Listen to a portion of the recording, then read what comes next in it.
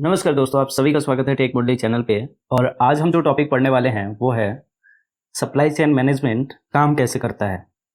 अगर आपने supply chain management का पार्ट 1 वीडियो नहीं देखा है तो आप ज़रूर उस वीडियो को देखें। उसका लिंक डिस्क्रिप्शन और आई बटन पर मैंने दे दिया है। तो चलिए अब शुरू करते हैं। जैसा कि आप सभी को पता है कि हमारे आसपास की हर चीज़ हम तक एक सप्लाई चेन के द्वारा ही पहुंचती है, और किसी भी प्रोडक्ट के रॉ मटेरियल से लेकर उस प्रोडक्ट बनने तक और उस प्रोडक्ट के बन जाने के बाद वो प्रोडक्ट कंज्यूमर तक पहुंचने के बीच के जो भी प्रोसेस होते हैं उन सभी को सप्लाई चेन बोला जाता है। ठीक है, और सप्लाई चेन की मदद से ही कोई प्रोडक्ट कंज्यूमर तक पहुंचता है, और सप्लाई चेन मैनेजमेंट इस सप्लाई चेन को मैनेज करता है। अब बात आती है कि सप्लाई चेन मैनेजमेंट काम कैसे करता है, या फिर कि supply chain management supply chain को मैनेज कैसे करता है ताकि बिजनेस स्मूथ चले और प्रोडक्ट की सप्लाई बढ़िया ढंग से चलती रहे। Actually supply chain management supply chain को आसान बनाने के लिए इसे 5 भागों में बांट देती है। जैसे पहला है प्लान या स्ट्रेटजी, दूसरा है सोर्स जिसमें रॉ मटेरियल्स आते हैं, तीसरा है मैन्युफैक्चरिंग, चौथा है डिलीवरी, पांचवा है रिटर्न एंड सपोर्ट। एक एक करके अब हम इनके बारे में समझते हैं। सबसे पहला है प्लान या स्ट्रेटजी। किसी भी प्रोडक्ट का सबसे पहले प्लान बनाया जाता है जिसमें ये पता चलता है कि प्रोडक्ट क्या बनेगा, प्रोडक्ट कैसे बनेगा, उसके मार्केट में कंपेटिटर कितने हैं और मार्केट में उतारने के बाद की स्ट्रेटजी क्या होगी। दूसरे चरण में सप्लाई चेन मैनेजमेंट ये तय करता है कि कंपनी जो प्रोडक्ट बनाने वाली है उसके रॉ मटेरियल्स कहाँ से आएंगे, उनके सप्लायर कौन कौन से होंगे, सप्लायर के साथ कंपनी का कॉन्ट्रैक्ट कैसा होगा, और टर्म्स एंड कंडीशन क्या क्या होंगे उस सप्लायर के लिए।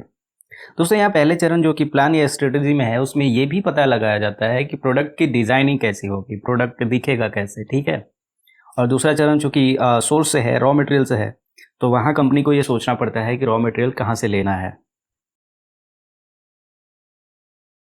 अब बात करते हैं तीसरे चरण की। इसमें आता है मैन्युफैक्चरिंग। इस चरण में मैनेजमेंट प्रोडक्ट के मैन्युफैक्चरिंग और उसके क्वालिटी पर काम करता है, जो कि हर कंपनी का इंटरनल पार्ट है। यानी कि वो प्रोडक्ट कैसे बनता है ये तो कंपनी का इंटरनल ऑर्गेनाइजेशन ही जानता है ना, कि कैसे बनाया जाता है वो प्रोडक्ट को, कितने स्टेप्स हैं इनसाइड। तो इसमें उस कंपनी के इनसाइड प्रोडक्ट को बनाने के कई सारे स्टेजेस होते हैं, पर सप्लाई चेन में हम उन्हें सीधा मैन्युफैक्चरिंग ऑफ प्रोडक्ट्स बोल देते हैं। उसके बाद आता है चौथा चरण जिसमें उस बनाए गए प्रोडक्ट की डिलीवरी आती है, जिसमें प्रोडक्ट सही सलामत कम से कम समय या दिए गए समय पर यूजर्स को डिलीवर हो जाए, यानी कि कंज्यूमर्स को डिलीवर हो जाए। सप्लाई चेन मैनेजमेंट यहाँ प्रोडक्ट की डिलीवरी को ट्रैक करता है। उसके बाद आता है पांचवा चरण जिसमें आता है रिटर्न या सर्विस एंड सपोर्ट। इसमें कंज्यूमर तक पहुंचाए गए प्रोडक्ट में अगर कोई मैन्युफैक्चरिंग डिफेक्ट हो तो रिटर्न पीरियड के दौरान उसे रिटर्न करवा दिया जाता है, या फिर उनको सर्विस एंड सपोर्ट प्रोवाइड करवाई जाती है ताकि कंज्यूमर उस प्रोडक्ट को अच्छे से और लास्ट तक यूज़ कर सकें। अब हम इसे एक एग्जाम्पल से समझते हैं, और इसके लिए हमने चुना है एप्पल इनकॉर्पोरेशन के डिवाइसेस को। यहाँ हम जो एग्जाम्पल ले रहे हैं उसमें एप्पल के सारे डिवाइसेस की बात हो रही है, किसी पर्टिकुलर डिवाइस की बात नहीं कर रहा हूँ।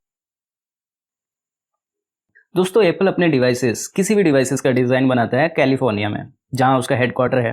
वहां से डिज़ाइन बनने के बाद, यानी कि प्लान बनने के बाद कि प्रोडक्ट कैसा बनेगा, वो फिनिश होने के बाद कैसा दिखेगा, उसको कहाँ पे उतारना है, उसकी लॉन्चिंग कैसी होगी, उसके लिए रॉ मटेरियल क्या क्या लगेंगे। ठीक है, ये सब डिसाइड होने के बाद उसके जो रॉ मटेरियल्स है जैसे camera, display, battery, storage, processor और अदर्स जो कि एक एप्पल के डिवाइसेस को बनाने में काम आती है, उनके सप्लायर से बात की जाती है। फिर उन्हें रिक्वायरमेंट बताया जाता है और उस रिक्वायरमेंट के हिसाब से उनके जो रॉ मटेरियल के सप्लायर्स हैं या फिर पार्ट के सप्लायर्स हैं वो उनको पार्ट्स प्रोवाइड करवाते हैं। फिर अलग अलग जगहों से जो कि रॉ मटेरियल मैं बोल रहा हूँ, रॉ मटेरियल में यहाँ हम एप्पल्स के अलग अलग पार्ट्स की बात कर रहे हैं। क्योंकि अलग अलग पार्ट्स ही असेंबल होंगे तो एप्पल की डिवाइसेस बनती है। एप्पल खुद के पार्ट्स नहीं बनाता जैसे कि हम सभी को पता है। ठीक है, तो यहाँ पार्ट्स उनके लिए रॉ मटेरियल है। तो अलग अलग रॉ मटेरियल्स ट्रक या जहाज़ के माध्यम से पहुँचता है चाइना के फॉक्सकॉन कंपनी के पास, जो कि इंडिया के चेन्नई में भी है, और उसका एक अलग मैन्युफैक्चरर है जो कि विस्ट्रॉन के नाम से है, वो भी बेंगलुरु में है। तो यहाँ 2 कंपनीज में एप्पल अपने डिवाइसेस को मैन्युफैक्चरिंग करवाता है। डिवाइसेस यानी प्रोडक्ट बनने के बाद उसे अलग अलग देशों में पहुँचाया जाता है, अलग अलग सिटीज़ में पहुँचाया जाता है जहाँ पे वो मैन्युफैक्चर नहीं किया जाता, जहाँ पे iOS डिवाइस की कोई मैन्युफैक्चरिंग नहीं होती है, वहाँ ये एप्पल के स्टोर्स में पहुँचा दिया जाता है। फिर वहाँ से कस्टमर ऑफलाइन या ऑनलाइन बाय करता है। दोस्तों, आपने यहाँ पर 5 स्टेजेस देखे सप्लाई चेन मैनेजमेंट के, और मैंने आपको एग्जांपल दिया है एप्पल के डिवाइसेस बनने के। अब इन 5 स्टेजेस पे एप्पल के एग्जांपल्स को रखते हैं, एप्पल के डिवाइस बनाने के एग्जांपल्स को। तो हमारा सबसे पहले सप्लाई चेन मैनेजमेंट का जो स्टेज होता है वो है प्लान या स्ट्रेटजी।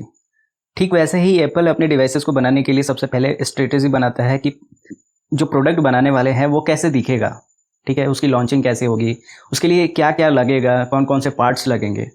पार्ट्स उसके लिए रॉ मटेरियल हैं। दूसरा सप्लाई चेन मैनेजमेंट का चरण होता है, स्टेज होता है, वो है रॉ मटेरियल यानी कि सोर्स। ठीक वैसे ही एप्पल अपने डिवाइसेस के जो रॉ मटेरियल्स हैं, जैसे कि पहले उन्होंने तय कर लिया पहले स्टेजेस में कि क्या लगने वाला है, क्या रॉ मटेरियल लगेगा, यानी कि क्या पार्ट्स लगेंगे। अब उन पार्ट्स के लिए वो बात करते हैं, जैसे कैमरा है तो उसके लिए सोनी के पास जाते हैं, बैटरी है उसके लिए सैमसंग के पास जाते हैं, वैसे अदर कई सारे पार्ट्स हैं उसके लिए अलग अलग मैन्युफैक्चरर के पास जाते हैं जो उनको वो पार्ट्स प्रोवाइड करवाता है, ठीक है। तीसरा है मैन्युफैक्चरिंग। एप्पल मैन्युफैक्चरिंग के लिए फॉक्सकॉन या विस्ट्रॉन को कॉन्ट्रैक्ट देता है कि मुझे ऐसे प्रोडक्ट बना के देना है, डिज़ाइन उसको दे देता है और उस बेस पे वो प्रोडक्ट बनवाता है। उसके बाद चौथा जो स्टेज है सप्लाई चेन मैनेजमेंट का वो है डिलीवरी। और एप्पल जब प्रोडक्ट बन जाता है फॉक्सकॉन की तरफ से, विस्ट्रॉन की तरफ से, तो उन प्रोडक्ट्स को अपने अलग अलग स्टोर्स पे भिजवा देता है। इंडिया में उसके कई सारे स्टोर है, नेपाल में है या फिर बांग्लादेश में है। और जहाँ पे iOS डिवाइस की मैन्युफैक्चरिंग नहीं होती है वहाँ पे वो डिवाइसेस को किसी माध्यम यही हो सकता है, या तो एयरवेज से या फिर रोडवेज से भिजवाता है, ट्रक या जहाज़ के माध्यम से, यानी कि हर स्टोर में वो अवेलेबल करवा देता है अपने डिवाइसेस को, ठीक है, ऑफलाइन मोड में भी ऑनलाइन मोड में भी। उसके बाद सप्लाई चेन मैनेजमेंट का पांचवा जो स्टेज है वो है return and service and support.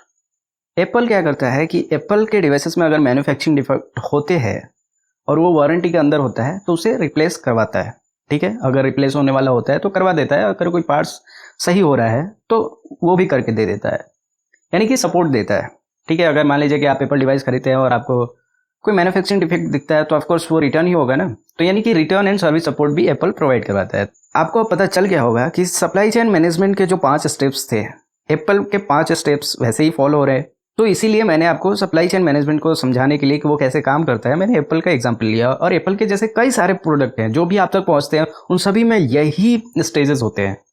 अगर कोई कंपनी आप तक प्रोडक्ट पहुंचवा रही है और वो कंपनी अच्छी है, उसका सप्लाई चेन मैनेजमेंट अच्छा है, तो ऑफकोर्स 5 स्टेजेस ऐसे ही फॉलो होते हैं, चाहे वो आप फ्लिपकार्ट से ऑर्डर करें, अमेजोन से ऑर्डर करें या किसी भी साइट से ऑर्डर करें या ऑफलाइन खरीदें। होप कि आपको समझ में आया होगा कि सप्लाई चेन मैनेजमेंट काम कैसे करता है। मिलते हैं अगले वीडियो में, तब तक के लिए धन्यवाद।